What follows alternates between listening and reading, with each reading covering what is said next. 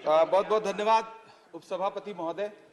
मैं अब्दुल वहाब साहब द्वारा लाए गए इस रेजोल्यूशन के समर्थन में बात करने के लिए खड़ा हूं। इसी थके हुए दस्ते तलब से मांगते हैं, इसी थके हुए दस्ते तलब से मांगते हैं, हम अपने जख्मों का मरहम तो कब से मांगते हैं, वो भीख मांगता है हाकिमों के लहजे में, हम अपने बच्चों का हक भी अदब से मांगते हैं। उपसभापति महोदय, ये जो रेजोल्यूशन है, इसके जो महत्वपूर्ण एक दो बिंदु हैं, उसमें एक बात कही गई है कि सच्चर समिति के प्रतिवेदन और अन्य प्रतिवेदनों की सिफारिशों को कार्यान्वित किया जाए, जिसमें मुसलमानों के शैक्षिक और सामाजिक पिछड़ेपन पर चर्चा हो। उद्धृत कर रहा हूं मैं इसे। दूसरा पॉइंट है कि छात्रवृत्ति और शैक्षिक कार्यक्रमों को बहाल किया जाए और सुधारा जाए, जिससे उच्चतर शिक्षा भागीदारी में सुधार आए। मदरसों के आधुनिकीकरण की बात की गई। मुझे हैरत है, तभी राकेश सिन्हा जी बात कर रहे थे, अभी नहीं है शायद, कहीं चले गए हैं आसपास। उन्होंने अपने भाषण में 23 बार सबका साथ सबका विकास की बात की। अभी गीता जी बोल रही थी, उन्होंने भी कहा कि सबका साथ सबका विकास का बजट आया है, लेकिन वो इसके, ये जो रेजोल्यूशन है, इसके विरोध में क्यों है, मैं समझ ही नहीं पा रहा हूं। अगर आप सबका साथ सबका विकास का दावा कर रहे हैं, सबका साथ सबका विकास के नारे लगा रहे हैं, तो अगर एक पर्टिकुलर एक कम्युनिटी जो जिस स्ट्रक्चर कमेटी की सिफारिशों में यह तय हो गया है कि वो दलितों से भी बदतर स्थिति में है, उसका आर्थिक सामाजिक स्थिति ऐसी है, अगर उसके उत्थान के लिए कोई बिल बात कर रहा है तो फिर उसके विरोध में है क्यों? दरअसल ये वही मानसिकता है जो लगातार काम कर रही है, जिसके तहत अमृत काल में भी जो बजट पेश किया जाता है, उसमें जो अल्पसंख्यकों का बजट है उसमें 38% की कटौती की जाती है, और फिर कहा जाता है कि हम सबका साथ सबका विकास का दावा कर रहे हैं। ये कौन सा सबका साथ सबका विकास का दावा है? मदरसों के जो शिक्षक हैं, उनका कई साल से उनको वेतन नहीं दिया गया है। हमारे पास उनके फोन आते हैं, कहते हैं कि हमारी बात सदन में उठाइए, हम भूखों मर रहे हैं, हमारे घरों में चूल्हे नहीं जल रहे। हम जब उनकी बात यहां करें तो विरोध, लेकिन बातें क्या हैं? सबका साथ सबका विकास, सबका साथ सबका विकास। एक नारा सुनाई पड़ेगा कि सबका साथ सबका विकास। ये कैसा सबका साथ सबका विकास है? मैं सदन से यह पूछना चाहता हूं कि यहां सत्र चल रहा है उपसभापति महोदय, और इसी संसद से महज 800 मीटर की दूरी पर जंतर मंतर पर खड़े होकर के कार्यक्रम आयोजित होता है अभी 4 दिन पहले, और एक व्यक्ति वहां खड़ा होकर के सीधे आह्वान करता है, सीधे आह्वान करता है। और सभापति उपसभापति महोदय, मैं पूछना चाहता हूं कि दिल्ली पुलिस उस पर कोई कार्रवाई नहीं करती, उल्टा जो मीडिया उसको दिखाने का प्रयास करती है, उनको नोटिस भेजा जाता है। ये कौन सा सबका साथ सबका विकास है उपसभापति महोदय? ये हम बहुत गंभीर लोग यहाँ बैठे, मैं उच्च सदन में बैठा हूं, मैं यहाँ खड़ा होकर के कहना चाहता हूं, ये कौन सा सबका साथ सबका विकास है? उपसभापति महोदय, इसी दिल्ली में एक सांसद पाए जाते हैं, सत्ताधारी पार्टी के सांसद हैं, वो अपने कार्यक्रमों में सार्वजनिक मंचों पे खड़े होकर कहते हैं कि मुसलमानों का आर्थिक बहिष्कार करो। आप कह रहे हैं सबका साथ सबका विकास। कैसे होगा सबका साथ सबका विकास जब सत्ताधारी पार्टी के सांसद आर्थिक बहिष्कार की अपील करेंगे और उनके खिलाफ एक मामला तक दर्ज नहीं होता? प्रधानमंत्री जी अपने भाषणों में सबका साथ सबका विकास की बात करते हैं, लेकिन अफसोस है कि जब राजनीतिक तौर पर विकास करने की बात आती है तो लोकसभा में एक भी टिकट ये सत्ताधारी दल किसी मुसलमान को नहीं देता, राज्यसभा में एक भी टिकट किसी मुसलमान को नहीं देता, विधानसभा में जो बड़े बड़े प्रदेश हैं उसमें एक भी टिकट मुसलमान को नहीं देता। और वो 3 जो नाम के लोग थे, मुख्तार अब्बास नकवी साहब, एमजे अकबर साहब, सैयद जफर इस्लाम, उनको भी किनारे लगा दिया जाता है। ये कौन सा सबका साथ सबका विकास है? काहे का सबका साथ सबका विकास? ये नारा, ये दावा खोखला है। मैंने प्रधानमंत्री जी के भाषण सुने हैं, जब 3 तलाक पर बिल आ रहा था उपसभापति महोदय, तो प्रधानमंत्री जी कहते थे कि मैं अपने मुस्लिम बहनों को हक दिलाना चाहता हूं, उनके न्याय के लिए लड़ रहा हूं, ये बिल मैं उनके लिए ला रहा हूं। आपने भी सुना होगा वो नारा। मैं तो सभापति महोदय बचपन से जिस विद्यालय का पढ़ा हूं, वहां संस्कृत का एक श्लोक सुना करता था कि यत्र नार्यस्तु पूज्यन्ते रमन्ते तत्र देवता। मैं इसे सुना करता था उपसभापति महोदय, और फिर आज जब यहां सदन में खड़ा हूं तो मैं पिछले दिनों लाल किले से प्रधानमंत्री जी की लाल किले की प्राचीर से वो भाषण, उनकी वो तकरीर भी सुन रहा था, जब वो कह रहे थे कि महिलाओं को बिना हक दिलाए देश आगे नहीं बढ़ सकता। जब वो लाल किले की प्राचीर से ये बात बोल रहे थे, तो उस भाषण के महज 2.5-3 घंटे बाद उनके गृह राज्य गुजरात में बिल्किस बानो के आरोपी रिहा किए जा रहे थे। उसी दिन उन्हें माला पहनाया जा रहा था, उनका सम्मान किया जा रहा था। ये कौन सा सबका साथ सबका विकास है? उपसभापति महोदय, मैं तो आपसे कहना चाहता हूं कि जो प्रधानमंत्री जी का इंटरव्यू ले, जो फिल्मी स्टार, जो उनसे पूछे कि आप आम चूस के खाते हैं कि काट के खाते हैं, उसके लिए तो रेड कारपेट बिछा है। जो अभिनेत्रियां उनकी विचारधारा के समर्थन में बात करें, समर्थन से ज्यादा आगे बढ़ के बात करें, उनके लिए जेड सिक्योरिटी है। लेकिन वो शाहरुख खान जो पूरी दुनिया में भारत के तिरंगे का मान बढ़ाता है, जिसे फीफा वर्ल्ड कप में आमंत्रित किया जाता है, उसके लिए सोशल मीडिया पे किस तरह के ट्रेंड चलाए जाते हैं?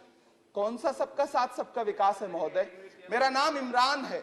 मैं उस पीड़ा को महसूस करता हूं जिस पीड़ा का जिक्र अभी मनोज झा जी कर रहे थे। मैं उस पीड़ा से गुजरता हूं, इसलिए मैं आपसे यहां खड़ा होकर कहता हूं कि हम हर दिन सुनते हैं, कई सारे मंत्री हैं जो ट्रेवल एजेंसी खोल के बैठे हैं, जो ये कहते हैं कि देशभक्ति हर दिन देशभक्ति साबित करो, चले जाओ वहां चले जाओ। मैं तो उनसे कहना चाहता हूं कि तुमने नफरत का जो बाजार सजाया हुआ है, तू ये कहता है मुसलमान पराया हुआ है, आजा दिल चीर के दिखलाऊं वतन का नक्शा, मेरा भारत मेरी सांसों में समाया हुआ है। हम उसको किसी को हर दिन उसका सबूत नहीं देते फिरेंगे। ऐसे में अगर ये बिल मांग करता है कि मुसलमानों के शैक्षिक और उनके सामाजिक, उनके आर्थिक उत्थान के लिए सरकार उस पर ध्यान दे, तो फिर तकलीफ क्या है, दिक्कत क्या है? क्या आपका जो नारा है वो झूठा है? क्या सबका साथ सबका विकास का नारा सिर्फ खोखला है? बजट से तो यही जाहिर होता है, आप लगातार घटाते जा रहे हैं बजट, आप लगातार कटौती करते जा रहे हैं। पूरे देश में प्रधानमंत्री जी दावा करते थे सबका साथ सबका विकास के नारे के साथ कि 2022 में हर व्यक्ति के छत पर, घर पर, सर पर छत होगी। यह प्रधानमंत्री जी का उद्धृत किया गया बयान है। लेकिन मैं तो आपसे यह कहना चाहता हूं, आप असम उठा के देख लीजिए, आप मध्य प्रदेश उठा के देख लीजिए, आप उत्तर प्रदेश उठा के देख लीजिए, एक दैत्याकार बुलडोजर है जो चारों तरफ घूम रहा है, और जिनके सरों पर छत है भी, उन छतों को भी छीन लेना चाहता है। लेकिन क्या प्रधानमंत्री जी इसे देखते नहीं है? क्या भारतीय जनता पार्टी सरकार के जिम्मेदार नेता इसे देखते नहीं है कि वो बुलडोजर सिर्फ लोगों का घर नहीं कुचल रहा है, संविधान को कुचल रहा है, लोकतंत्र को कुचल रहा है। गुवाहाटी हाईकोर्ट की वो का स्टेटमेंट सुनिए आप, पटना के एक जज साहब का स्टेटमेंट सुनिए आप, फिर अदालतों का क्या काम रह जाता है? ऐसे में सबका साथ सबका विकास कैसे माना जाए? उपसभापति महोदय, मैं तो आपसे ये कहना चाहता हूं कि पूरी दुनिया में कहीं भी जब कोई अल्पसंख्यक सफल होता है, किसी उच्च पद पर पहुंचता है, तो हम सारे लोग, हमारे तमाम साथी खुश होते हैं। ऋषि सुनक जब प्रधानमंत्री बनते हैं तो भारत में जश्न मनाया जाता है, मुझे खुशी होती है। आप दुनिया के किसी दूसरे देश में अल्पसंख्यक अगर सफल होता है तो आप खुश होते हैं, मिठाइयां बांटते हैं। लेकिन अपने देश में अल्पसंख्यकों के खिलाफ किस किस तरह के नारे इसी दिल्ली और उसके इर्द गिर्द लगाए जाते हैं, क्या वो हम नहीं सुनते हैं? और अगर सुनते हैं, और अगर पाकिस्तान आपके लिए जिंदाबाद होगा, हमारे लिए हिंदुस्तान जिंदाबाद है, भारत जिंदाबाद है। मैं आपसे ये कहना चाहता हूं, आपसे ज्यादा देशभक्त हूं मैं भारत का इमरान हूं, मैं भारत का इमरान हूं महोदय, मुझे बोलने दें। बाहर भी नहीं बोलने देंगे, यहां भी नहीं बोलने देंगे, ये कौन सी प्रवृत्ति है?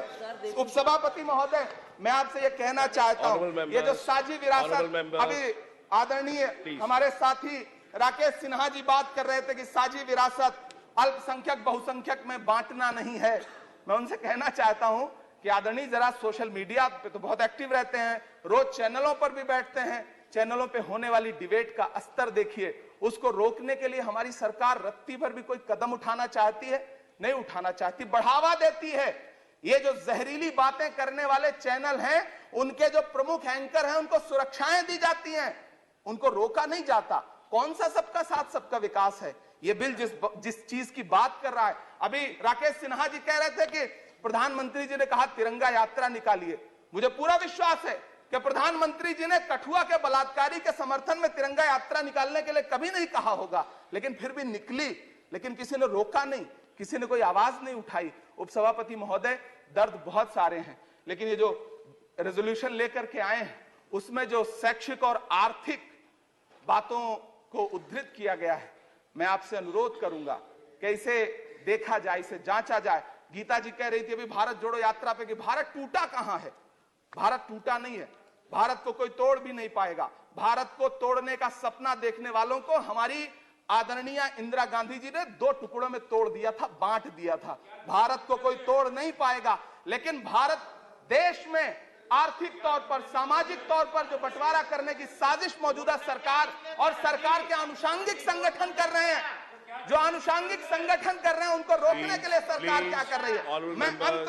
मैं अंत में इतना कहना चाहता हूं, उपसभापति महोदय के यूपीए के शासनकाल के दौरान श्रीमती सोनिया गांधी जी के प्रयास से, डॉक्टर मनमोहन सिंह साहब के प्रयास से दलित और अल्पसंख्यक बच्चों के लिए फ्री रेजिडेंशियल यूपीएससी की कोचिंग शुरू की गई। हमने ये किया और इसी सरकार के दौरान एक टीवी चैनल ने एक प्रोग्राम बनाया जिसका नाम आपको पता है क्या रखा? यूपीएससी जिहाद। ये शब्द क्या इस देश में सुने जाने लायक है?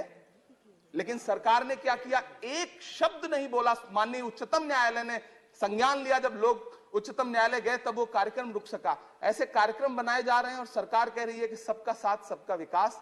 उपसभापति महोदय, मैं अंत में आपसे इतना कहना चाहता हूं कि ये जो आर्थिक और सामाजिक आधार पर जो बहुत बड़ी खाई है, उसको पाटने के लिए ये जो रेजोल्यूशन लाया गया है, मैं इसका समर्थन करता हूं। तमाम वो शहर जहां अपना छोटा छोटा रोजगार है, जिनका जैसे मुरादाबाद का पीतल उद्योग, अलीगढ़ का ताला उद्योग, या देश में जो तमाम शहरों में बुनकर उद्योग है, इस सब की बढ़ोतरी के लिए, इनको आगे बढ़ाने के लिए, इन्हें संजोने के लिए ये बिल बहुत कारगर रहेगा। शैक्षिक तौर पे लोगों को आगे लाने के लिए बहुत कारगर रहेगा। तो मैं रेजोल्यूशन बहुत कारगर रहेगा। और मैं अपने सत्ता पक्ष के साथियों से कहना चाहता हूं कि रिश्तों की ये नाजुक डोरें तोड़ी थोड़ी जाती हैं, अपनी आंखें दुखती हों तो फोड़ी थोड़ी जाती हैं। हम भी इसी देश का हिस्सा हैं। हम आपसे अनुरोध करते हैं कि इस रेजोल्यूशन को संजीदगी से लिया जाए। मैं इसके समर्थन में अपनी बात रख रहा हूं। धन्यवाद। श्री जीवीएल नरसिम्हा राव।